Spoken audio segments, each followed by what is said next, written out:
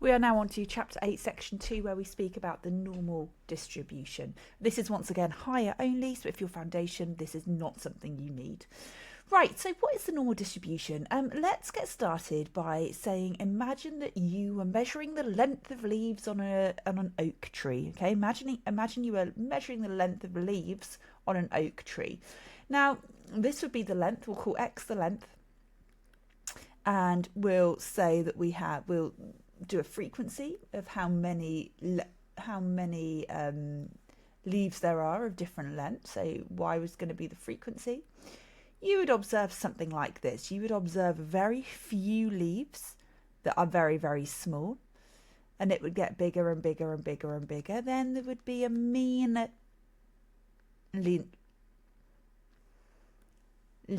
length, so a mean length that the majority of the leaves are, and then there would be a few leaves that are very, very big, and it would follow what we call a bell-shaped smooth curve that should be equal on both sides. Okay, and this is what we call the normal distribution. It's a continuous distribution, and it follows a lot of continuous, and it follows quite a few natural processes. Say, for example, the height of boys in a class, height of year 11s. Let's say height of year 11s across the school, year 11 boys. The length of leaves.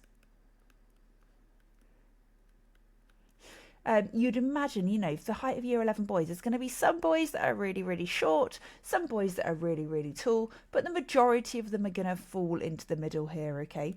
This distribution is very important in statistics, and observations like these, the results of normal natural processes, and natural processes lead to populations that have this bell-shaped curve, the normal distribution. Right, so these variables are said to be normally distributed, and they have this mean at the top and the middle. So let's just get the key points down for this to start with. So key point number 1 is that it's a suitable model if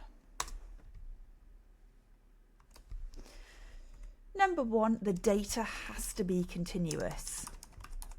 Okay, height, mass, time, any of those 3 things are a continuous distribution. The distribution cannot be skewed. The distribution has to be symmetrical.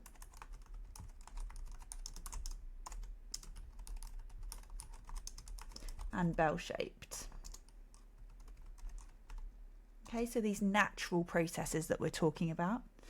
And number 3, because it's symmetrical, the mode median and mean have to be approximately equal to each other. Let's change that like that.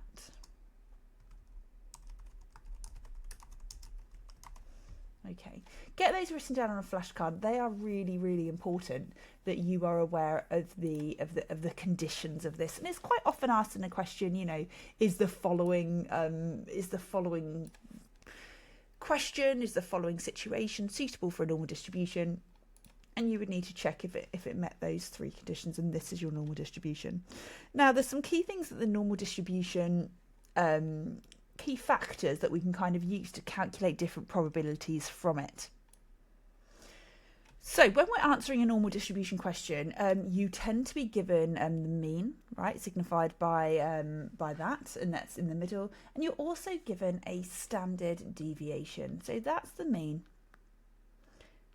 and that is called the standard deviation. Now, all questions and all normal distributions revolve around the mean and the standard deviation, okay? And different values of the mean and the standard deviation give different normal distributions. Now, these observations of these important properties are really, really important, because we can conclude, so if the mean's in the middle, we can conclude that 90 99.8 of the data. Remember, standard deviation is variance from the mean. So 99.8% of the data, all of this data here, would be between the mean plus 3 standard deviations and the mean minus 3 standard deviations. So we can conclude that all of the data would pretty much, 99.8% of the data would lay in that range. So this is one of the really important percentages that you have to remember. That there, if we went from here to this value here, would be 99.8% of the data.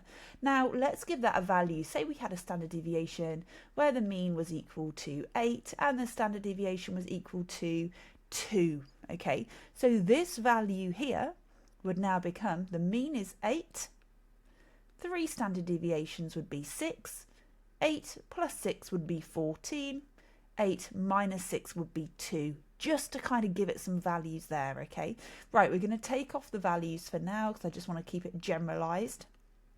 But that's what we're talking about. We would add 3 standard deviations onto the mean and take it away.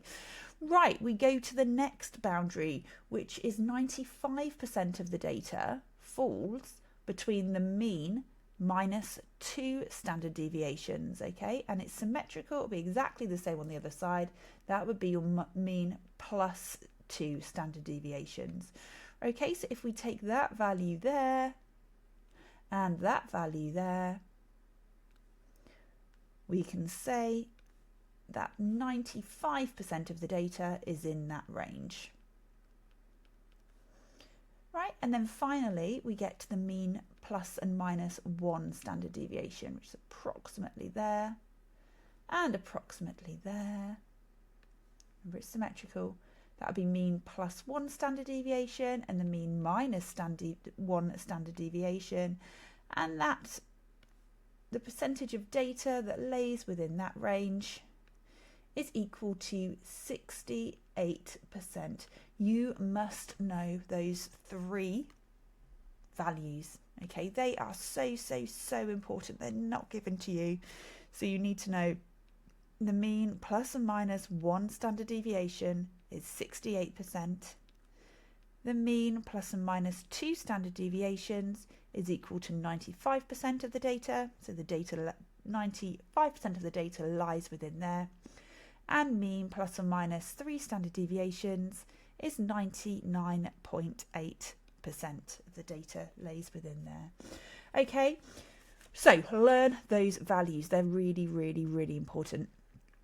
And remember, these are symmetrical as well. So say, I mean, this is kind of a typical question. Let's just stick with those 2 values. Say a normal distribution is given, the mean of the data is 8, the standard deviation is 2. It might say something like this: calculate the percentage of the population that is between, let's say it says 8 and 10. So data observations that are between 8 and 10. Now let's apply this. 8 is the mean.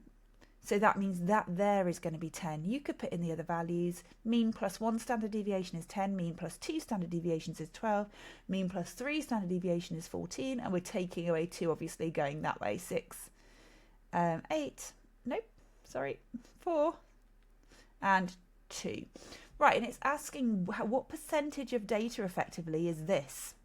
Okay, well, remember, it's a symmetrical distribution. Therefore, if 68 goes from 6 to 10, 8 to 10 is going to be 34%. Okay, so it's literally applied like that. Let's just think of a trickier question though. It might ask you what percentage of data is between, let's say that one was between 8 and 10. Let's do another for between 12 and 14. Between 12 and 14. So it literally just wants, if I highlight it in a colour, it literally wants that part of the distribution there, doesn't it? It wants to know what is between 12 and 14. So this part here. Now think about how you're going to do that. So the whole thing is 99.8. So if we do 99.8 take away 95, it is going to give us this section here and this section here. Okay, that would be 99.8 take away 95. 99.8 take away 95 gives me 4.8%. So those part together are 4.8%. 99.8 take away all of that part in the middle. But then we need to divide it by 2, don't we? We need to divide it by 2 because it's only half of it and they're symmetrical.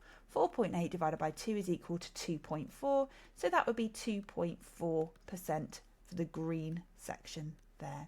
Now, you're going to get various questions on this, but that is effectively how we apply it. Okay, I haven't given you all the information you need yet for all of it, but I just thought I'd drop in there and show you how you kind of apply it.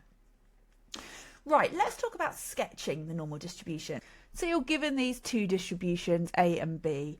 Let's say A has a mean of 20 and a standard deviation of 5. Whereas B has a mean of 15 and a standard deviation of 3. You may be asked to represent those on a diagram to sketch them out, okay? So this is the key points that we kind of need to consider. I would first of all work out what plus and minus 3 standard deviations were for both, so you know like the starting point and the end point effectively of the distributions. So for A, we're doing 20 plus and minus 3 times 5. Okay, 20 plus and minus 15. Plus is going to be our maximum, minus 15 is going to be our minimum. So we're effectively looking at a distribution that goes between 5 and 35. And for distribution B, 15 is our mean. And we're effectively doing plus and minus 3 standard deviations, which takes us from 6 to 24. So we need a scale. We'd need a scale that goes, you know, between 5 and 35 effectively. So first of all, get your scale done. Right, once you've got your scale done, you can start to think about what the shape is going to look like. Now, 5 to 35 is much wider than 6 to 24, so it's more spread out distribution. It's going to be wider, but it's going to be lower, and we need to peak at 20. So I'm going to draw A first. We need to make sure that we're peaking at 20 before we go back down again. Not very good there. Let's try again. Okay, hope maybe I could rub that out and try and do a little bit more symmetrical, but it's going to look effectively something a little bit like that, okay? And then we've got, so that's distribution A. We've then got distribution B, which is much more compact, okay? It's much less varied. It's going from 6 to 24, and it's going to have a higher peak, okay? So its peak, its mean is going to be at 15, and it's less spread out, okay? So we're going to do this one a little bit higher. 6 up to 24, so we're going to around there. Once again, excuse me. That should be lower as well for A. Make sure they're going lower. Okay, here we go. So we're going up and we're going back down. Oh my goodness, it's really hard on a graphics tablet, but can you just imagine that as a smooth curve? Okay, it should be a nice smooth curve. And without the bumps, that is how we draw them, thinking about when it's a wider distribution, it's going to be lower than a more compact distribution that's going to go higher. Okay, right, next up, I just want to talk about notation and how we kind of write binomial distribution. And before I do that, I need to introduce you to something called variance. Now, the variance of a distribution is a measure of how spread out the data is. Very similar to the standard deviation. So how spread out the data is. Where standard deviation is variation from the mean. Variance, how spread out the data is. And we need to know this key fact here, that the variance is equal to the standard deviation squared. So if we square the standard deviation, we get to the variance. So effectively, that is equal to the variance. Okay, standard deviation squared is the variance, okay? Now, the notation that they use to show that it's a normal distribution is this. They use an n to show its normal distribution. They then would write the mean and they would write variance. So they don't write the standard deviation. So you would need to square root that number there in order to get the standard deviation, which is the one you then require for your calculations of the 99.8, 95%, and the 68% levels, okay? So, for example, if you were told this, x follows a normal distribution with 15 and 4, you would know that the mean was equal to 15 and that the standard deviation is equal to the square root of 4, which is 2. And from that, you'd then get your values. You know, you'd be doing 15 plus or minus 1 standard deviation. So 15 plus or minus 2 would give you 13 to 17, etc. Plus or minus 2 standard deviations for your 95%, and then your 99.8% would be the 15 plus or minus 3 times your standard deviation, etc. Okay, right. So that's the notation that's used to describe it.